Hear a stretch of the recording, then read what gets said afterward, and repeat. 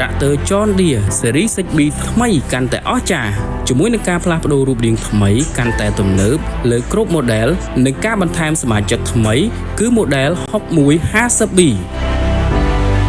កាន់តែអស្ចារ្យជាមួយកម្លាំងម៉ាស៊ីន John Deere PowerTech 4 piston ផ្ដល់ជម្រើសកម្លាំងរហូតដល់150សេសក្នុងការត្រៀមខ្លួនរួចជាស្រេចដើម្បីបំពេញរាល់ការងារធ្ងន់ៗបានយ៉ាងងាយស្រួលកាន់តែអស្ចារ្យជាមួយនឹងជម្រើសប្រព័ន្ធបញ្ចូលកម្លាំង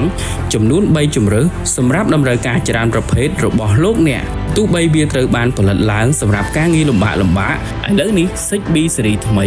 មានជម្រើសលេខយឺតខ្លាំង Creeper Option ថ្មីសម្រាប់ការងារណាដែលត្រូវការប្រើប្រាស់ល្បឿនយឺតលោកអ្នកត្រូវការសមត្ថភាពលើកដាក់ខ្លាំងជាងមុនជាមួយនឹងសេរាងលើកដាក់ចំនួន2និងអត្រាបូមប្រេងអ៊ីត្រូលីករហូតដល់76លីត្រក្នុង1នាទីធ្វើឲ្យវាអាចលើកដាក់ឧបករណ៍ធ្ងន់ៗបានយ៉ាងលឿនរហ័សទន្ទឹមនឹងនេះការរចនាផ្នែកខាងមុខដ៏រឹងមាំការបំពាក់ប៉ែលជោគឬដុំទម្ងន់បន្ថែមកាន់តែមិនមានឧបសគ្គ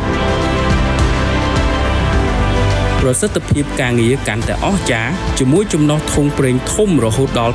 250លីត្រធ្វើឲ្យការបំពេញការងារបានកាន់តែយូរនិងគ្មានការរំខានការថែទាំកាន់តែងាយស្រួលបំពាក់ជាមួយតម្រងខ្យល់ Power Core ដែលចម្រោះខ្យល់ជា3ដំណាក់កាលសម្អាតខ្យល់បានស្អាតរហូតដល់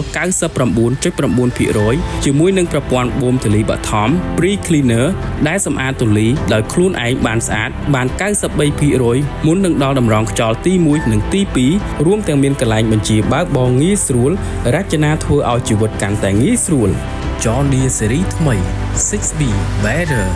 John Deere We Run for All